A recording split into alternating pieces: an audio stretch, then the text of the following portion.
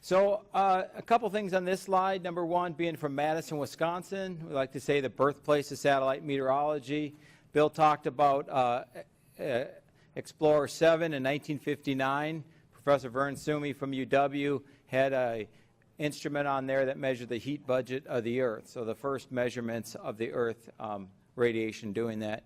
And of course, Greg mentioned the early ATS. Just remind everybody of an upcoming anniversary. So December 6th is the 50th year anniversary of ATS-1, and then the first images from them just a few days later, December 11th. So a lot of exciting anniversaries, and a plus with GOES-R. And that is true, yes, that is me in the lower left-hand corner there.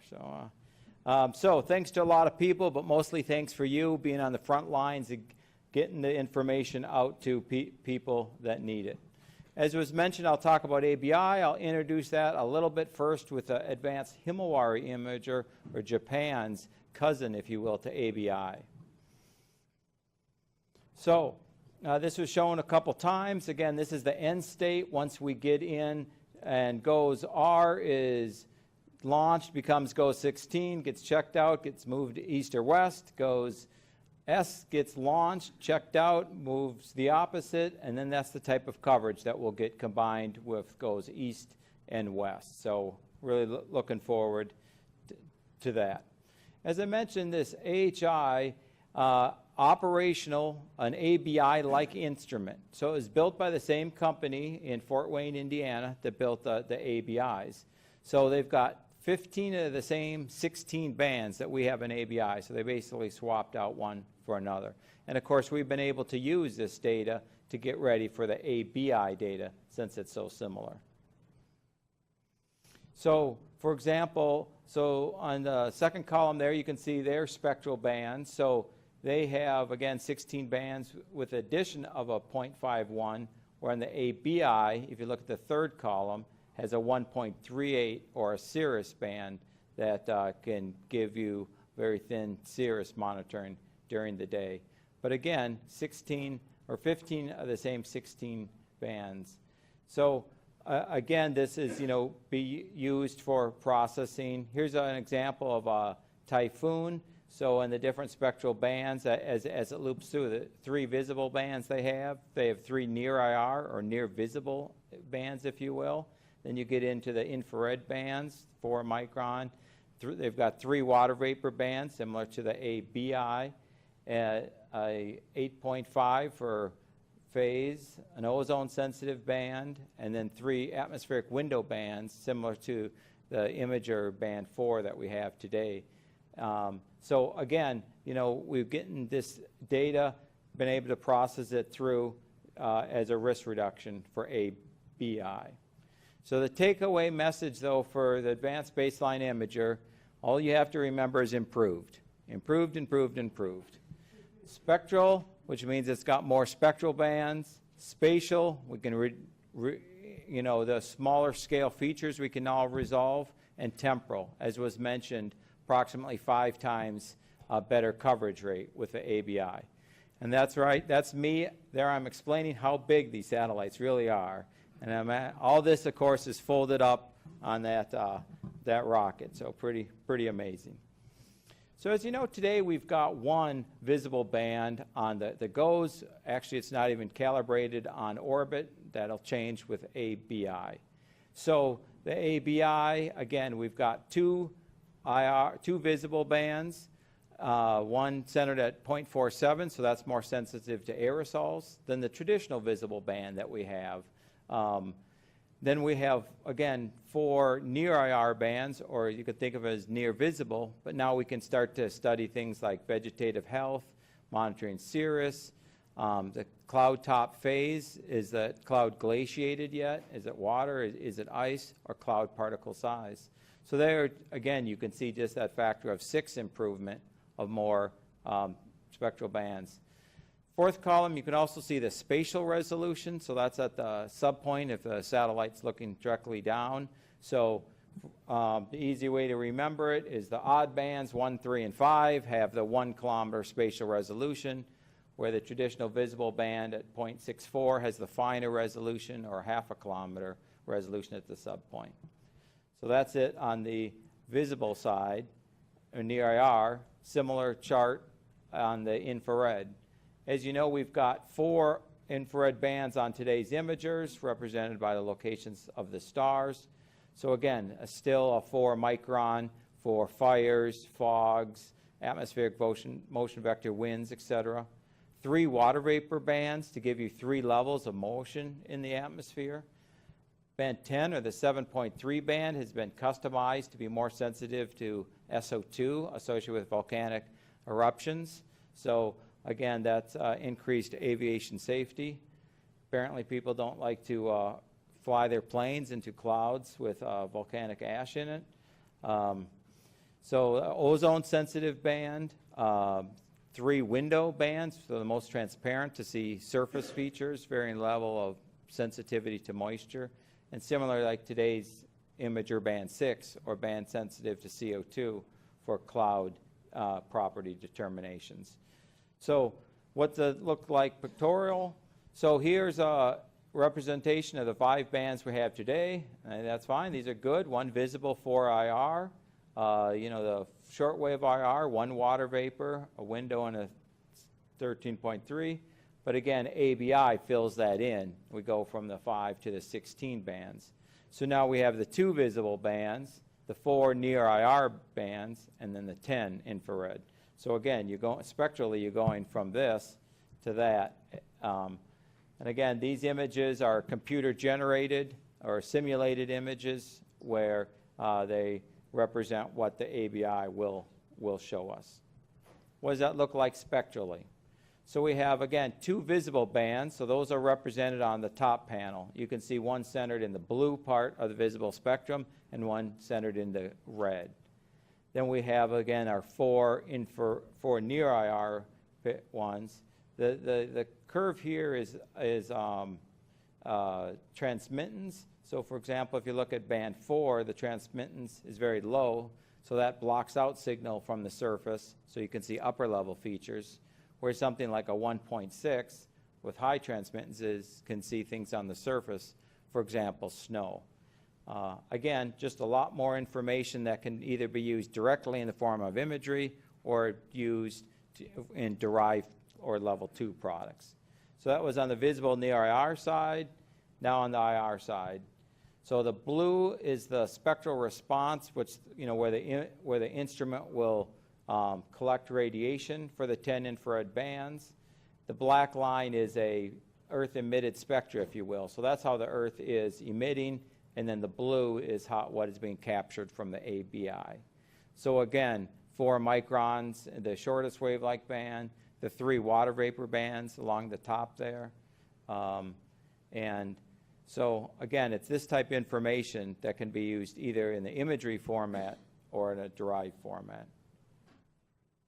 So on the right here, you see the observed satellite measurements from current GOES imager. So 1 visible, the short wave, you know, 1 water vapor, etc.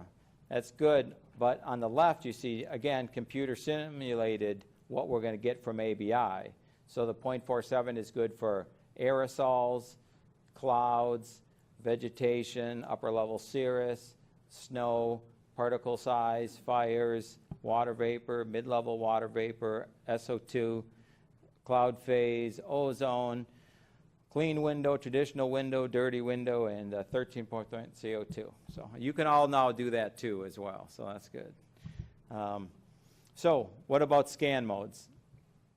So the default scan mode for the baseline is this full disk every 15 minutes plus a CONUS, continental United States sized image, every 5 minutes, plus these 2 mesoscale locations, so approximately 1,000 by 1,000 size imagery in relocatable locations. There's another mode too that you could just take full disks, and that would take, you'd get 1 every 5 minutes, as opposed to 25 that we get today. So this is a similar image to this. So once GOES is at the central location, 89.5. This is the coverage that you'll see. The colors represent the field of view size, which grows as you move away from nadir. So the color code is, for example, for a 1 kilometer field of view. But then you can also see, for example, the CONUS coverage, and again, these smaller boxes. And again, they're totally relocatable, that you can move them around anywhere on the disk. They do have default locations, so this would be when we would have a GOES R and S up there and operational, or it would become 16 and 17. So 2 boxes from the GOES East satellite and 2 boxes from the GOES West. So again, these are slated to be in the air corridors, but again, they can be moved to monitor any rapidly changing phenomena, hurricanes, fires, fog, etc. So, as I said, there's this interwoven or woven nature of the scan pattern, where you scan the full disk really at the same time as these continental United States, at the same time as the mesoscale.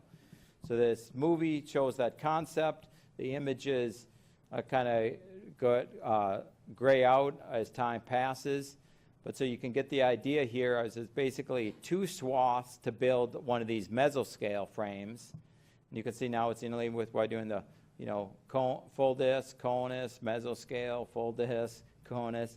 You can see it takes 6 swaths for the CONUS to build, and if you count them all, there are 22 swaths for the ABI to do its full disk. So again, every 15 minutes, you get, the full disk plus the 3 CONUS plus all the mesos at 2 different locations. So I mentioned the AHI, Japan's new imager. So that's shown on the left here, their high-resolution visible band compared to their older generation, the MTSat. So you can see the clouds are finer resolution. You can see that on the land or the clouds. So again, a factor of 2 in both directions, east and west, north and south. So that comes up to be a factor of 4 overall. Another example of the improved spatial resolution. So on the left is a GOES imager of this, happens to be of a fire. And on the right is ABI simulated from a polar orbiting, or in this case, a MODIS data. So taking the MODIS 1 kilometer data to create it to 2 kilometers, similar to what we have ABI. So again, if your job is to find the hot spots and fires, it's a lot harder to do it using the data on the left, as opposed to on the right, where you can see the finer spatial resolution. You can see that we allow a lot hotter maximum temperature there. That's why that spikes more. And of course, what's not shown on here is an improved spatial resolution as well. An example of that is with a water vapor band. Now remember, the ABI has 3 water vapor bands. We're showing 1 of the AHI here on the lower. But you can see in the yellow there some indication of wave patterns in the water vapor imagery because of the finer spatial resolution, in this case, that AHI has. But you just don't see that at all in their past generation, or the MTSat water vapor. So again, it's not just that we're going to see cloud edges finer, but we're going to see other things as well. Here's just another MTSat example. You say, well, what are all these things we're looking at? And again, AHI that much cleaner to be able to see the clouds, the arc clouds, the cooler land, the hot spot, the plume, etc. And of course, we'll get this more frequently in time as well. Yep, quick. Yep.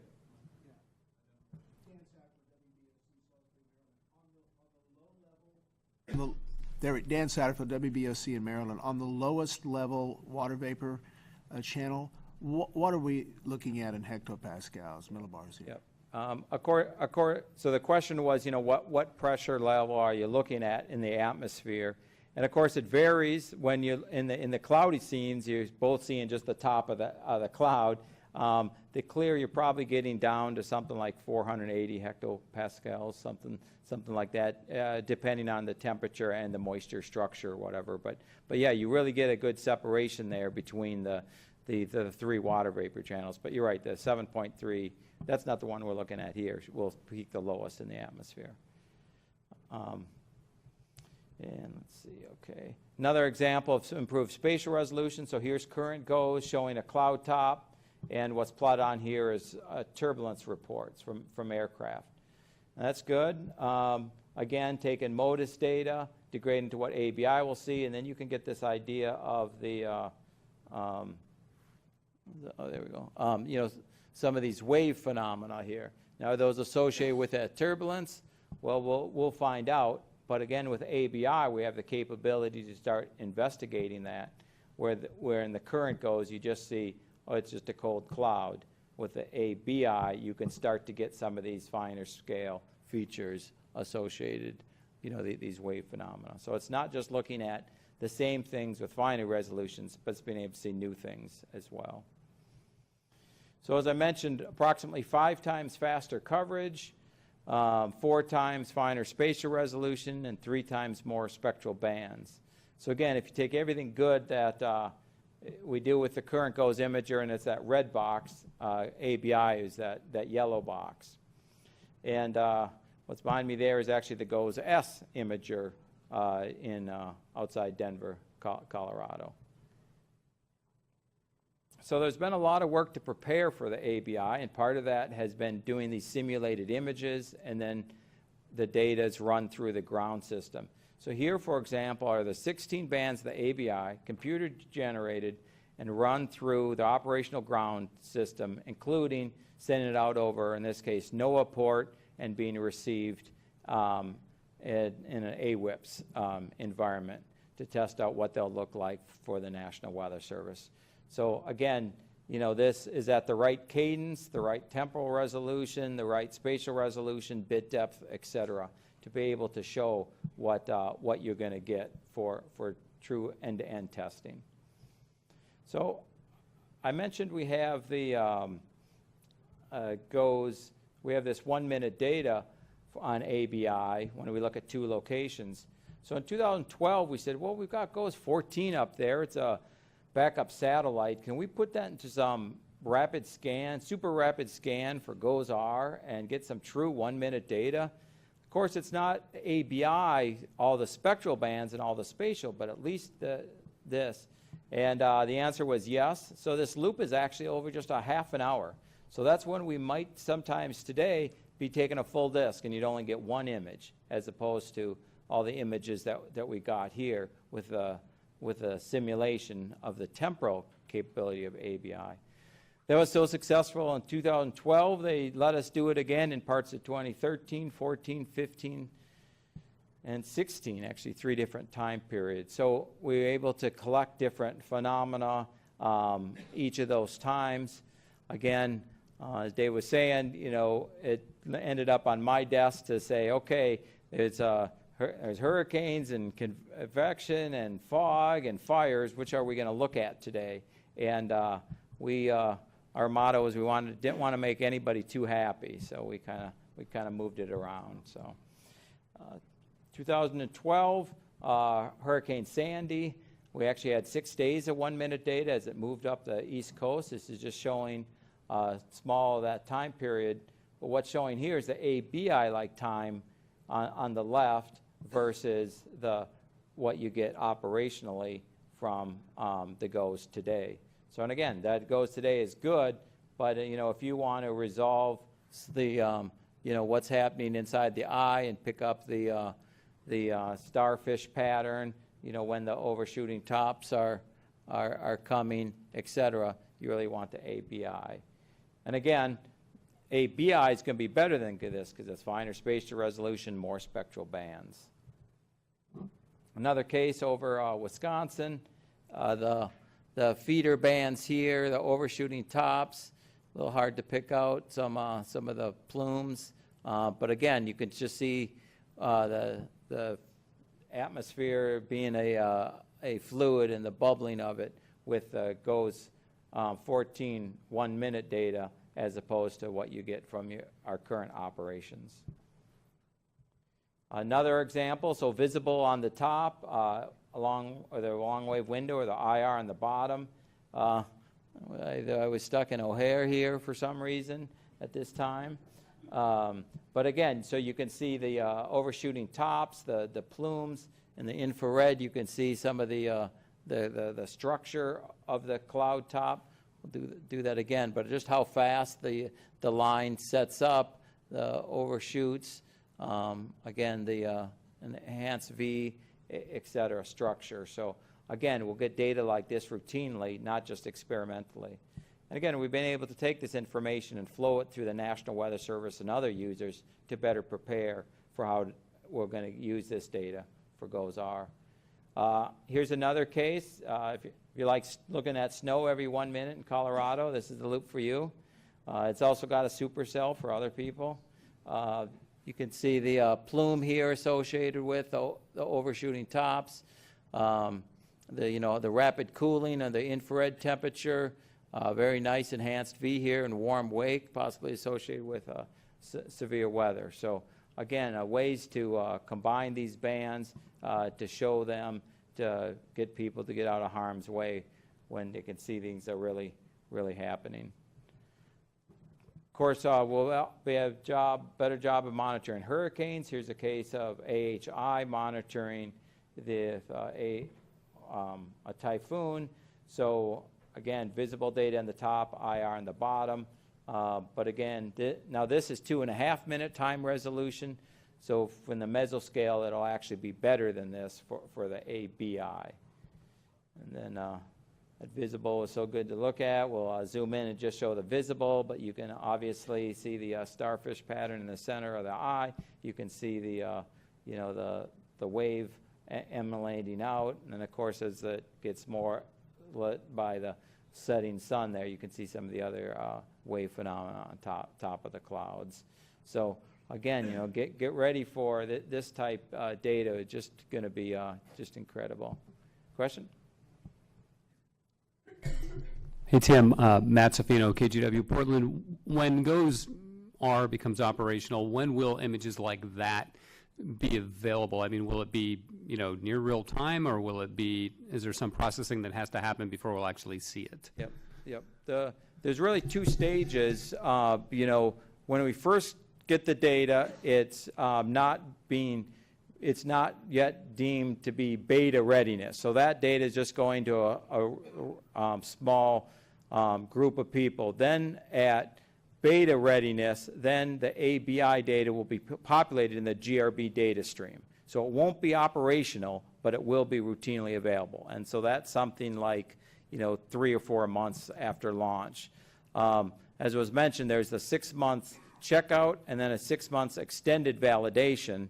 And this extended validation is running routine schedules, data being processed and being sent out, even though it's not deemed operational. So it's operating, but not operational. I meant after all that. Okay. I meant after all that. Once it's fully operational and there's a hurricane in the future, how long? What's the latency on a given image? Yes, thank you. Thank you. It's always good to understand the question, by the way.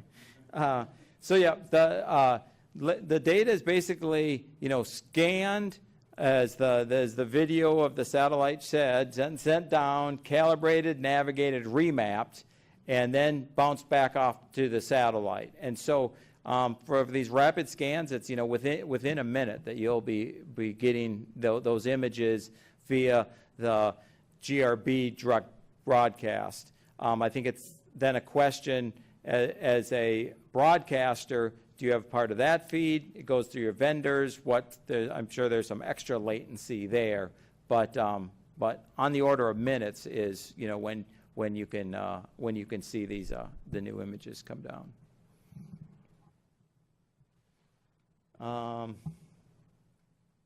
This is. We could keep going, Joe. Just have to look at this one more time. Again, something like that, looking at that in real time with 1 minute imagery. I mentioned aviation interests. Obviously, convection's important there, but another one is the volcanic ash. If you look, this plume here. So these are the 3 water vapor bands from AHI. So this one on the left is the 7.3, and that's the one that's most sensitive to upper level SO2.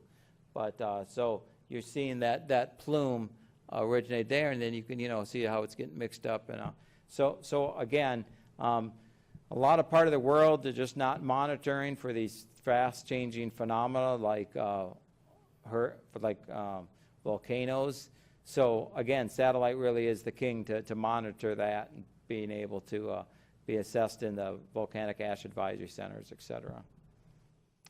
Let's see, just another image. So here, daylight, mesoscale vortice. This actually, I think, is over the largest lake in China.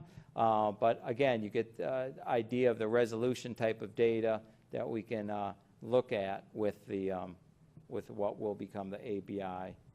Back to GOES 14. So again, it's not just the visible data. Here happens to be visible on the left for the convective vortex, but then a water vapor on the right.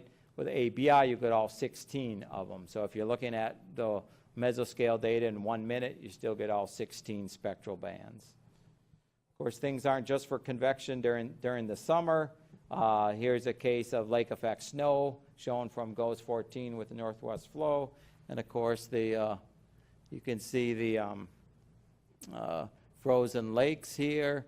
Of course, ABI will also have some other spectral bands that you can reflect differently to ice and verify that those are frozen. Here's an example, again, from GOES 14, fog over Pennsylvania and out east. So you can quickly see which is the higher level clouds moving off, the fog in the river valleys as it mixes out. So again, trying to explain, where to maybe slow down, where low visibility is coming ahead, et cetera, or having higher time resolution to get an idea to estimate when fog is going to dissipate. Another fog example, this happened from over California. There's also a fire right here, starting here, blue cut fire, if I'm not mistaken. So you can see the smoke as the setting sun comes. But you can just see how much are in these animations that you want to look at the smoke and that, but you want to look at some of the interactions of the fog and how it's moving. Another rapidly changing phenomena, of course, are fires. So on the top is the visible band, and on the bottom is the 4-micron band. It's been color coded, so the hottest colors are black, and then red are even hotter than that.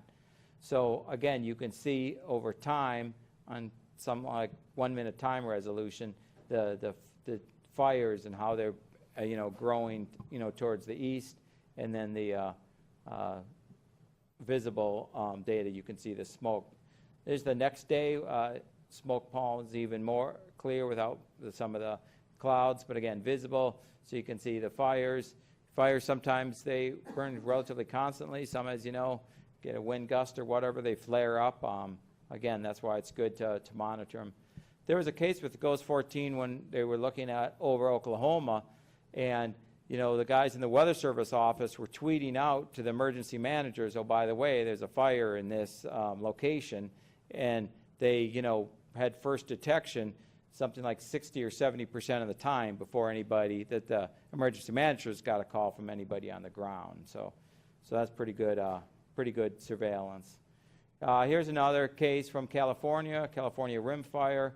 If you look at Lake Tahoe here, you can see better visibility at first. The wind shifts, the smoke covers it. You can also see the pyrocumulus here associated with intense fires, and interested in watching the fog dissipation around the San Francisco Bay. So again, that's just a small part of an area, and you can see a lot what's happening. Since we're in Florida, we said we'd better show something down here, because we're up here today. But again, just the idea of the rich mesoscale information with lakes breeze, ocean breezes, confluence of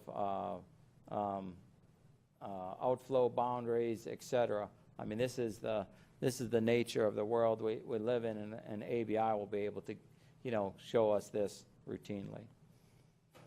So another example here is from AHI. You can see a couple things here. You can see the sun glint move to the west, and then this black shadow from the sun, or from the moon, moving off to the northeast there. And of course, that's getting ready. I know you've all marked your calendars, August 21st, 2017. Everything's lining up. Solar eclipse of the sun over the central part of the U.S. and GOES 16 being able to monitor it and being able to watch a similar loop that we did with AHI, but over the United States.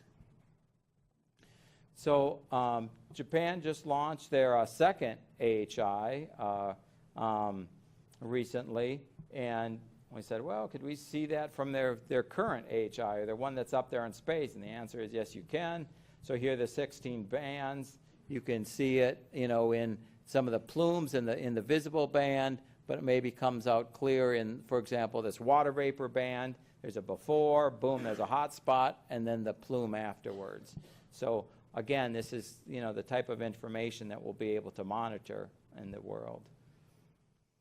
So another example of what we're using AHI for. So again, here's the clouds, land.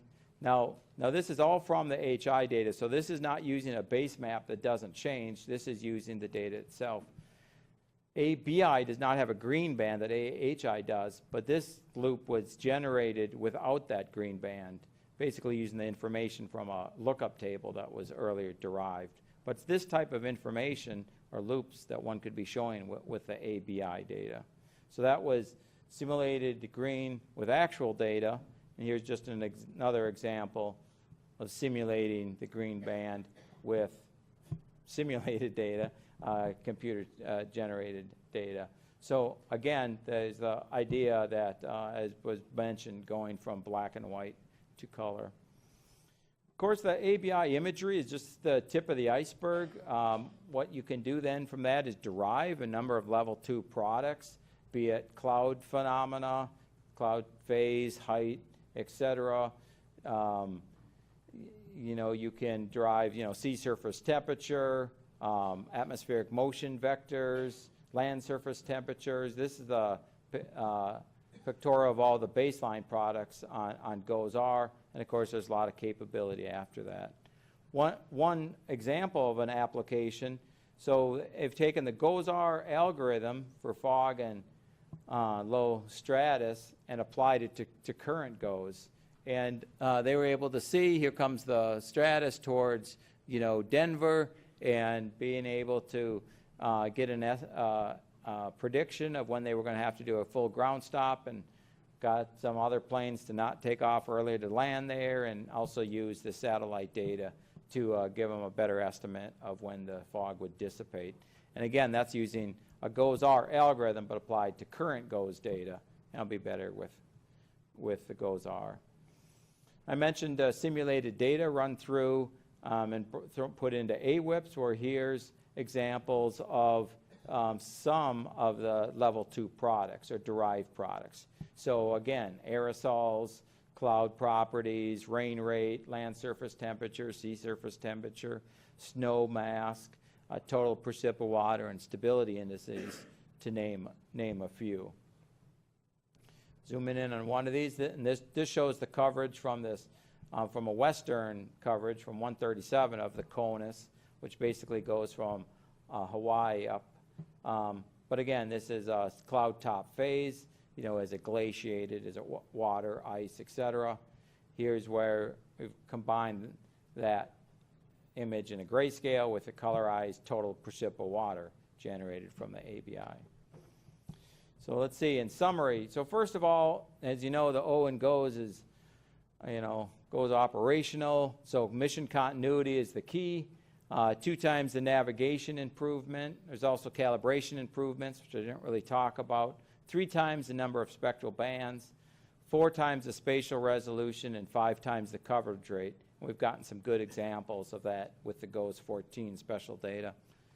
People sometimes ask me who's going to use ABI data, and as you know, the answer is everyone. It's either people like yourself that are using it directly, looking at imagery, etc., or indirectly, somebody getting a forecast based on, say, numerical model that had cloud, atmospheric motion vector winds to help analyze the current state of the atmosphere. So again, basically everyone. So, goes through years. So since 75, goes 1, one visible, 1 IR. But then if you go on all the way over to the right, we go to the 16 bands of the ABI, and here the box sizes represent the finer spatial resolution. So you can see in my career, we've gone from 14-kilometer water vapor data to we'll go to 2-kilometer water vapor. So a huge improvement. So let's see, shameless promotion. We always already pitch the GOES guys. I don't know if you guys had time to, friend this guy, but I don't know why only one of these guys looks like he's squinting. I haven't figured that one out yet. So special show Sunday at 17 UTC. Another opportunity before the AMS annual meeting. On the Saturday before, there'll be a JPS short course, and the Sunday before, there'll be a GOES-R short course. So some of your friends or colleagues said, man, I just needed to get more about GOES-R. What could I possibly do? Well, there's an opportunity. And I'll take with any questions.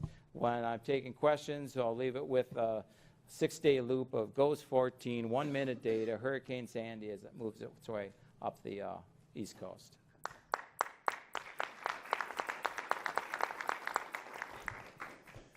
Tim, that's awesome. Thanks so much. I'm going to open the floor to questions. I do want to let everybody know that we do have a scheduled 30-minute break after Tim, but we're going to compress that to a 15-minute break. We are going to give you a break because I know we did a lot of rushing coming back from the rollout to get up here, have lunch, and so I'm sure some of you need a little break. But I'd like to open the floor up to questions. Please, again, identify yourself. Don't get too close to the microphone to overmodulate because the online viewers we're blowing their ears out with their headphones on. So we don't want to do that. So questions in the audience? Yep. Nick Stewart, KHQA, Quincy. 2 questions kind of related to the same thing. With GOES 14, is there a reason why we don't use it all the time like this? Like, is there a reason why we do it only in experimental? And then second one is, once I guess we have GOES-R and satellite, can we turn the other one into this kind of method for the hemisphere, for the east or west that the GOES-R won't be covering? Okay, so the first question, why not? Why don't you use your backup all the time? Well, there's limited fuel on it. It gets to be a lifetime issue at some point. Operations is really set up to operate 2 satellites, and when they do 3, it's extra manpower work, and of course they're busy getting ready for GOES-R too. So we tried to be nice to them and not change the schedules too often and all that type stuff. So somewhere in the middle there. I don't know. Once I guess the second question was, once GOES-R is up and operational, east or west, might we use GOES 14 to then operate in mesoscale the opposite? That's an interesting question. I think it gets into that same question of how many satellites can be routinely made and what are its future ones. I think that's part of this whole health and safety and what can be done. But I think that's an interesting consolation prize for who doesn't win the one first. But remember, at some point there'll be an ABI both east and west. Tim, I had a question. This is Dave Jones with Storm Center, and I failed to introduce myself a couple of times on the stream, so sorry about that, everybody. What excites you most about GOES-R? Yeah. Well, number one, that it's just right over there, okay? I mean, my gosh. So I started working on GOES-R in 1999, okay? So, I mean, it's just I don't have words for say how excited that we're actually going to get up there. But I tell you, this temporal resolution that, we're going to be able to see things, it's really like every other satellite image you've ever looked at is an image of what the Earth used to look like, okay? With 1-minute data, when it comes down every 1 minute, it's more like looking out the window and as it's happening. So these rapidly changing phenomena, and just also how to move all this data into information. you know, we're only scratching the surface with a few baseline products that were thought about a long time ago. So I think the potential to really affect everybody in a positive way and get the information they need, and how exactly to do that, I don't know, but it's just with this higher time resolution data, being able to see more things. I mean, there are just so many opportunities. It just really excites me.